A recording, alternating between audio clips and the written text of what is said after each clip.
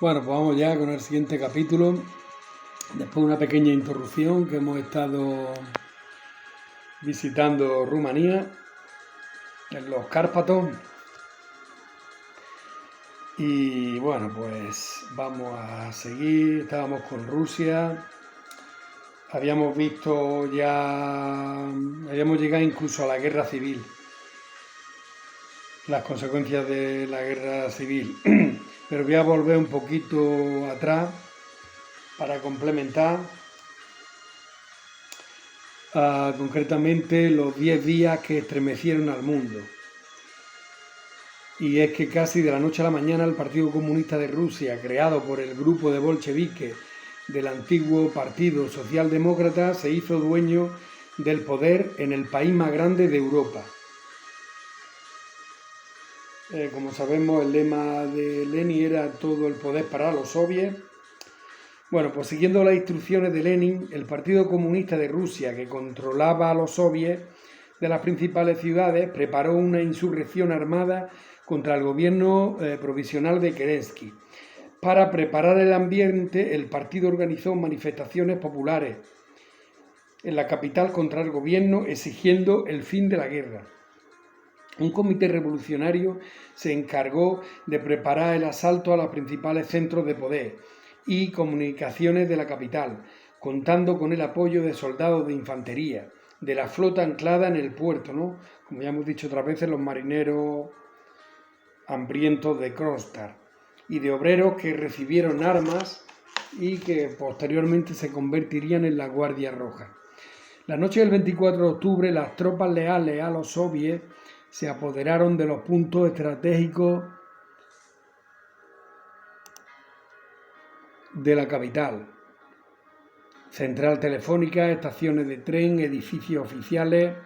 Desde el puerto, el crucero Aurora, en manos de los bolcheviques, bombardeó el Palacio de Invierno, sede del gobierno. Las tropas de tierra lo asaltaron y derrotaron a los defensores, deteniendo a los ministros, y el presidente Kerensky logró huir.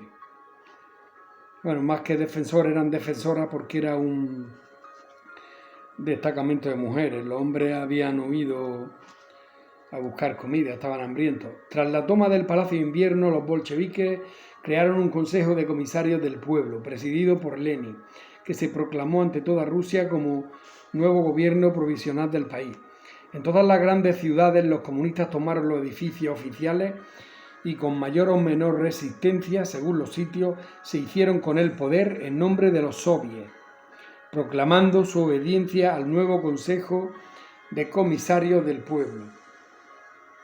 Los comunistas rusos se habían hecho con el poder y tenían que empezar a organizar el primer gobierno proletario de la historia.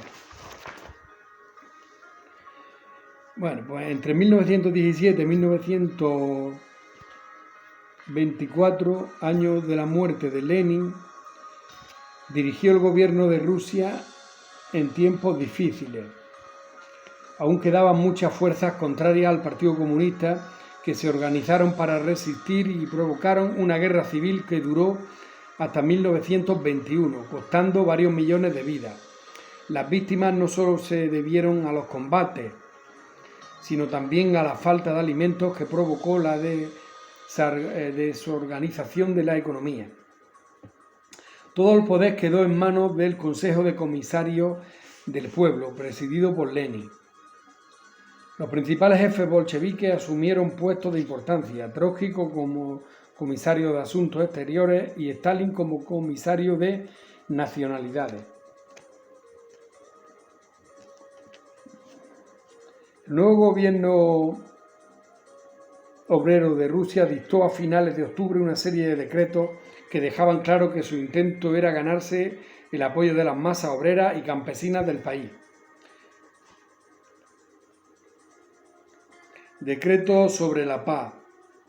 La mayor demanda del pueblo ruso era acabar con la guerra, y el nuevo gobierno le dio el gusto firmando un tratado de paz con Alemania, aunque finalmente fue una humillación para Rusia, ¿no? El de, como ya vimos, El tratado firmado en marzo del 18 suponía la pérdida de Polonia, Estonia, Letonia, Lituania, Finlandia y Ucrania, que habían pertenecido al imperio zarista. Decreto sobre la tierra. Todas las grandes propiedades de la antigua familia de los zares, de la nobleza y de la iglesia fueron confiscadas por el Estado. La gran propiedad agraria fue suprimida sin indemnización para ponerla en manos del Estado y al servicio de las masas campesinas. Se permitió de momento que siguiera existiendo la pequeña propiedad privada en manos de agricultores.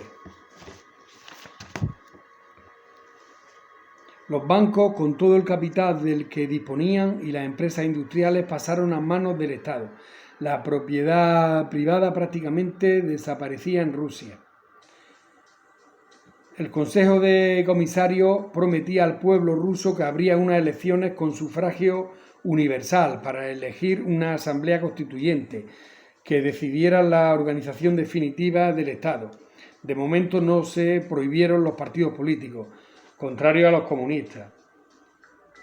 Pero claro, sabemos que todo esto, aunque aquí viene, cumpliendo su promesa, el Consejo de Comisarios convocó las elecciones, no es que las convocó, sino que ya las tenía convocadas Kerensky y entonces no las desconvocó.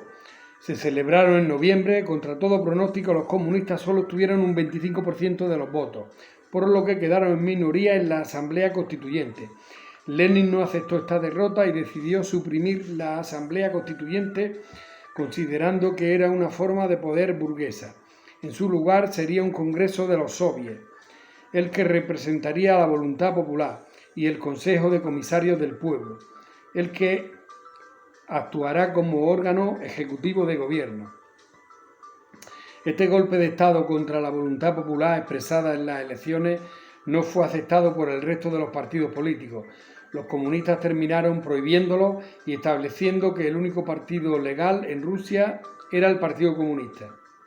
A la democracia liberal basada en las elecciones, los comunistas oponían la democracia popular basada, según ellos, en la voluntad de los obreros y los campesinos expresada en las asambleas locales, soviets, que iban eligiendo representantes para formar un soviet supremo o congreso de los soviets de carácter estatal. Bueno, como sabemos, esto ya dio paso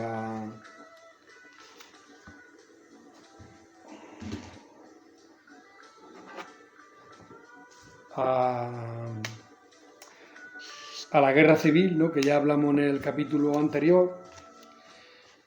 Vimos las consecuencias, ¿no?, que habían sido 2,5 millones de muertos en combate, entre 3 y 5 millones de hambre y 2 millones de epidemias. También la independencia de Polonia, Finlandia y los estados bálticos. En 1922 se funda la URSS y querían exportar el comunismo a todo el mundo, ¿no? Esta era la idea de Trotsky. En 1924 va a morir Lenin y lo sucede era Joseph Vissarionovich Zhukov, más conocido como Stalin.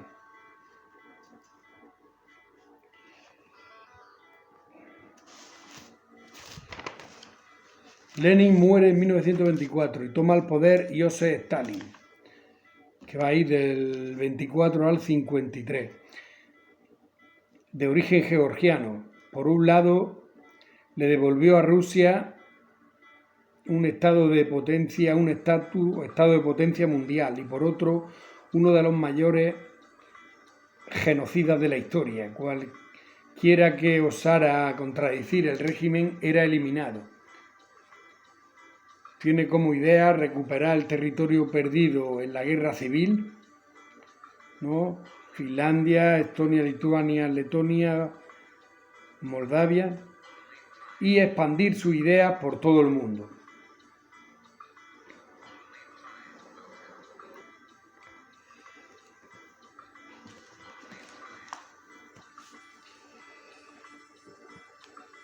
Muere Lenin. El Partido Comunista, que había acabado convirtiéndose en el auténtico dueño del Estado, se abrió una lucha personal por hacerse con el poder. El ascenso de Stalin en el partido le había permitido controlar a todos los altos cargos, gente de su confianza, por lo que fácilmente se hizo con el poder del Estado. Luego más adelante, porque de Stalin nos vamos a hartar. Y más adelante yo diré mi teoría, que es muy fácil. A finales del 24, la dictadura del proletariado, que se había convertido en la dictadura del Partido Comunista, se irá transformando en una dictadura personal de Stalin.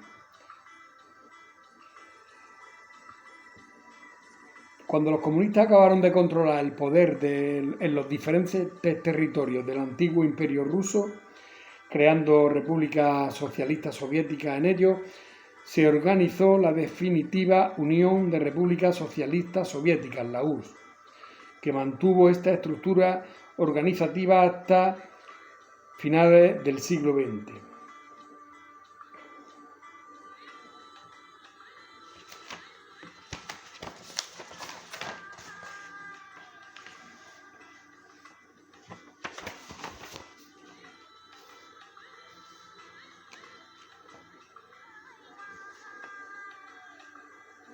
Bueno, pues vamos a seguir. La teoría es la siguiente, como dijimos, aunque bueno, esto lo veremos más adelante, pero así por encima, cuando la mano derecha y prácticamente todos los revolucionarios de la Revolución Rusa, pues desde Lev Kamenev, Grigori Zinoviev, Nikolai Bukharin, León Trotsky y, como no, Lenin, pues